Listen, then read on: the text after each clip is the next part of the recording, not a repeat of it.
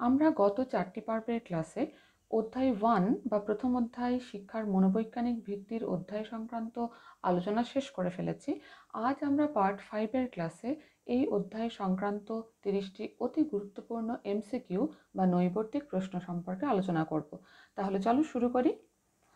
Question number 1, a child is a book which the teachers is to learn from page to page. উক্তিটি কার?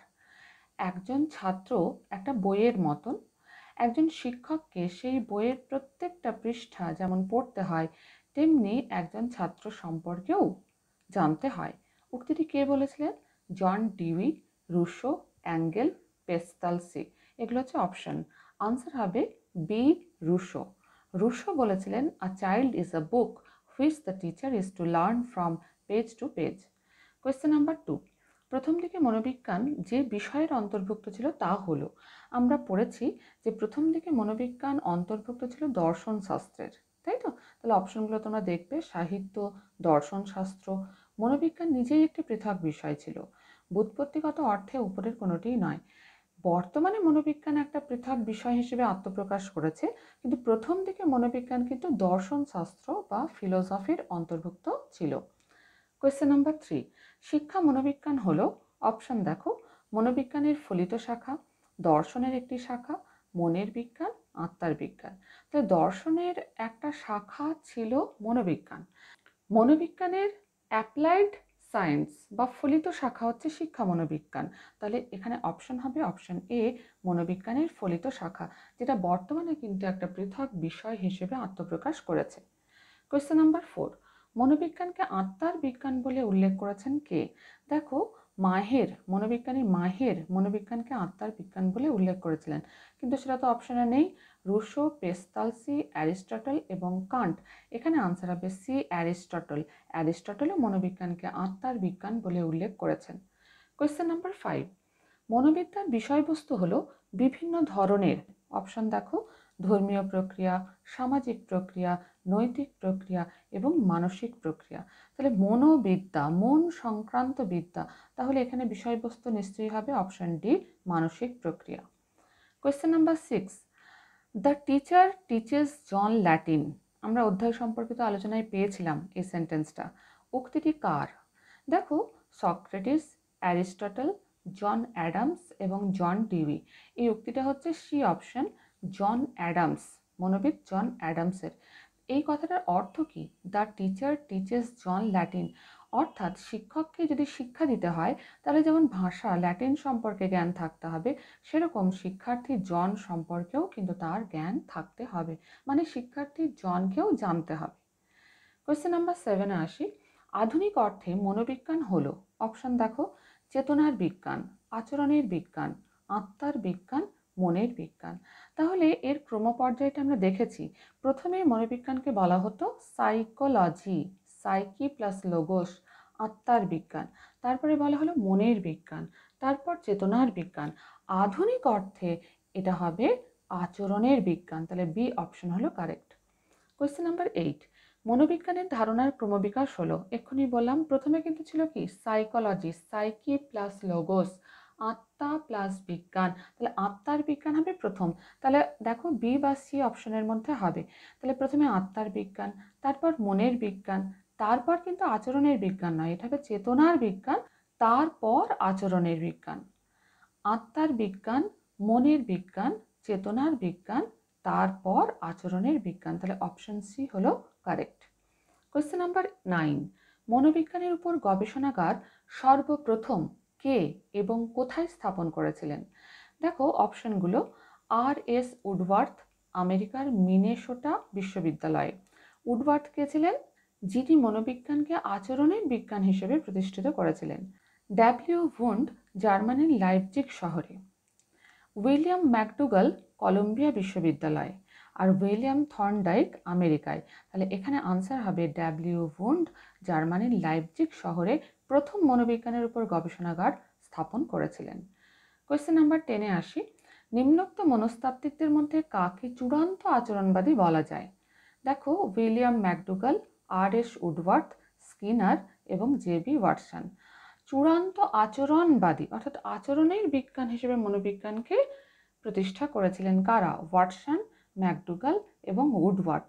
এর মধ্যে JB. ওয়াটসনকে বলা হয় চূড়ান্ত আচরণবাদী। কোয়েশ্চেন নাম্বার 11, আচরণবাদীগণ আচরণকে ব্যাখ্যা করেছেন কিভাবে? অপশন দেখো। 1 হচ্ছে অভ্যন্তরীণ অভিজ্ঞতার সাহায্যে, 2 হচ্ছে উদ্দীপক এবং প্রতিক্রিয়ার ফল হিসেবে, সি হচ্ছে উপরের দুটি, ডি হলো উপস্থিত সব উদ্দীপককে সংগঠিত করার পর প্রতিক্রিয়া রূপে। তাহলে এখানে আমরা দেখেছি যে ওয়াটসন মনোবিজ্ঞানকে যে আচরণের বিজ্ঞান বলা হচ্ছে এটাকে তিনি ব্যাখ্যা করেছিলেন উদ্দীপক এবং প্রতিক্রিয়ার ফল হিসেবে, তাই তো? ওয়াটসন বলেছিলেন psychology is a science of behaviour, তাই তো? কোয়েশ্চেন নাম্বার 12, বংশধারা এবং পরিবেশের গুণফল হলো ব্যক্তি। কার উক্তি? অপশন দেখো। জে.বি. ওয়াটসন, গ্যালিটন, পিয়ারসন এবং হচ্ছে আর.এস. উডওয়ার্থ। তাহলে এই যে ওয়াটসন, ম্যাকডুগাল এবং উডওয়ার্থ এনারা ছিলেন আচরণের বিজ্ঞান এর পক্ষপাতী, মনোবিজ্ঞানকে আচরণের বিজ্ঞান বলেছিলেন। উডওয়ার্থ বলেছিলেন যে psychology is a science of activities in relation to his environment. পরিবেশ এবং বংশধারার গুণফল হচ্ছে ব্যক্তি, এটা বলেছিলেন ডি অপশন আর.এস. উডওয়ার্থ। কোয়েশ্চেন নাম্বার 13, মনস্তত্ত্বের উদ্দেশ্য হলো, দেখো অপশন, আচরণকে বিশ্লেষণ করা, আচরণ সম্পর্কে পূর্বাভাস দান করা, আচরণকে নিয়ন্ত্রণ করা। তিনটেই কিন্তু মনস্তত্ত্বের উদ্দেশ্য। মনস্তত্ত্ব আচরণকে যেমন বিশ্লেষণ করে, সেরকম আচরণ সম্পর্কে পূর্বাভাস দান করে, সেরকম আচরণকে নিয়ন্ত্রণও করে। তাহলে অপশন হবে ডি, উপরের সবকটি। কোয়েশ্চেন নাম্বার 14, মনোবিদ্যা অধ্যয়নের নিজস্ব পদ্ধতি হলো, কি কি পদ্ধতি? দেখো, পর্যবেক্ষণ, পরীক্ষণ, সাক্ষাৎকার এবং অন্তর্দর্শন। তাহলে মনোবিদ্যা অধ্যয়নের নিজস্ব পদ্ধতি হচ্ছে ডি অপশন, অন্তর্দর্শন। এটা আমরা পেয়েছিলাম। অন্তর্দর্শন পদ্ধতি ব্যবহৃত হয় চেতনাকে অধ্যয়ন এবং বিশ্লেষণ করার জন্য। মনোবিজ্ঞানকে চেতনার বিজ্ঞান বলেছিলেন অ্যাঞ্জেল, লক, হবস, উন্ড এবং টিচনার প্রভৃতি মনোবিদগণ। সেখানে আমরা অন্তর্দর্শন কথাটা পেয়েছিলাম। কোয়েশ্চেন নাম্বার 15, উদ্দেশ্যমূলকভাবে আচরণকে অধ্যয়ন করাই হলো মনোবিজ্ঞানের কাজ। এটি মানব আচরণ সম্পর্কিত ধনাত্মক বিজ্ঞান। উক্তিটি কার? দেখো, অপশন হচ্ছে William McDougall, Woodworth, Herbert Spencer এবং স্কিনার। এখানে এই যে উইলিয়াম ম্যাকডুগাল, উডওয়ার্থ এবং ওয়াটসন, এনারা প্রত্যেকেই মনোবিজ্ঞানকে আচরণের বিজ্ঞান বলার পক্ষপাতী ছিলেন। এর মধ্যে ম্যাকডুগাল বলেছিলেন যে psychology is the positive science of behaviour of living things. Positive science of behaviour, মানব আচরণ সম্পর্কিত ধনাত্মক বিজ্ঞান, এটা কে বলেছিলেন? ম্যাকডুগাল। তাহলে আনসার হবে এ, উইলিয়াম ম্যাকডুগাল। কোয়েশ্চেন নাম্বার 16, দার্শনিক মাহের মতে মনোবিদ্যা হলো। মাহে বলেছিলেন যে মনোবিজ্ঞান হলো দর্শনের সেই শাখা যা আত্মা নিয়ে আলোচনা করে। তাহলে অপশনে দেখো, ঈশ্বর সম্বন্ধীয় বিদ্যা, আত্মা সম্বন্ধীয় বিদ্যা, এটাই কারেক্ট হবে, অপশন বি। সে হচ্ছে দেহ সম্বন্ধীয় বিদ্যা, সে হচ্ছে পরিবেশ সম্বন্ধীয় বিদ্যা। তাহলে মাহের মতে মনোবিদ্যা হলো আত্মা সম্বন্ধীয় বিদ্যা। কোয়েশ্চেন নাম্বার 17, শিক্ষা মনোবিদ্যার কাজ হলো বিদ্যালয়ের শিক্ষণ এবং শিক্ষণ সংক্রান্ত বিষয় নিয়ে আলোচনা করা। এই কথাটা কে বলেছিলেন? শিক্ষা মনোবিদ্যার সংজ্ঞা পড়তে গিয়ে আমরা দেখেছিলাম এটা বলেছিলেন বার্নার্ড। তাহলে option A correct, Adam, dewy বা রুশো নয়। তাহলে আনসার হচ্ছে এ, বার্নার্ড। কোয়েশ্চেন নাম্বার 18, শিক্ষাক্ষেত্রে মনোবিদ্যার প্রয়োগ শুরু হয় অষ্টাদশ শতাব্দীর যে বিখ্যাত চিন্তাবিদের সময় থেকে। তিনি হলেন, দেখো অপশন, হারবার্ট স্পেন্সার, পেস্টালসি, ফ্রয়েবেল এবং রুশো। রুশো হচ্ছেন সেই মনোবিদ যার সময় থেকে অষ্টাদশ শতাব্দীতে মনোবিদ্যার প্রয়োগ শুরু হয়েছিল শিক্ষাক্ষেত্রে। কোয়েশ্চেন নাম্বার 19, সাইকোলজি শব্দটি এসেছে জার্মান শব্দ থেকে, ফরাসি শব্দ থেকে, গ্রিক শব্দ থেকে এবং ল্যাটিন শব্দ থেকে। এখানে আমাদের কনফিউশন হয় গ্রিক আর ল্যাটিনের মধ্যে, কারণ আমরা পড়েছি অধ্যায়ে যে সাইকোলজি কথাটা এসছে সাইকি প্লাস লোগোস থেকে। সাইকি অর্থাৎ আত্মা, লোগোস অর্থাৎ বিজ্ঞান, দুটোই কিন্তু ল্যাটিন শব্দ। তাহলে এখানে কেন গ্রিক শব্দ থেকে বলছি? আনসার হবে সি, গ্রিক শব্দ থেকে। কেন? দেখো, মূল যে গ্রিক শব্দ সেটা ছিল সুকে, PSUKHE। এই সুকে থেকে এসছে সাইকি, PSYCHE, যেটা ল্যাটিন শব্দ। এই সাইকি অর্থাৎ আত্মা এবং লোগোস অর্থাৎ বিজ্ঞান, এই দুটো ল্যাটিন শব্দকে মিশিয়ে তৈরি হয়েছে সাইকোলজি বা মনোবিজ্ঞান। তাহলে এই যে সাইকোলজি শব্দটি এসেছে গ্রিক শব্দ থেকে ভায়া ল্যাটিন। বোঝা গেল? কোয়েশ্চেন নাম্বার 20, সাইকো অ্যানালিটিক মতবাদের প্রতিষ্ঠাতা কে? সাইকো অ্যানালিটিক কথাটার মানে হচ্ছে মনোবিশ্লেষণ। মনোবিশ্লেষণের জনক বলা হয় সিগমন্ড ফ্রয়েডকে। অপশন দেখো, সিগমন্ড ফ্রয়েড এটাই হবে আনসার, অ্যানা ফ্রয়েড, অ্যাডলার এবং ইয়ং। তাহলে এই যে সিগমন্ড ফ্রয়েড, এনাকে বলা হয় মনোবিশ্লেষণের জনক বা সাইকো অ্যানালিটিক মতবাদের প্রতিষ্ঠাতা। মনোবিশ্লেষণটা কি? মনোবিশ্লেষণ হচ্ছে মানুষের আচরণকে অবচেতন মনের দৃষ্টিভঙ্গির সাহায্যে ব্যাখ্যা করার কৌশল এবং তত্ত্ব সংগ্রহ। কোয়েশ্চেন নাম্বার 21, মনের কোন অংশটি সর্ববৃহৎ?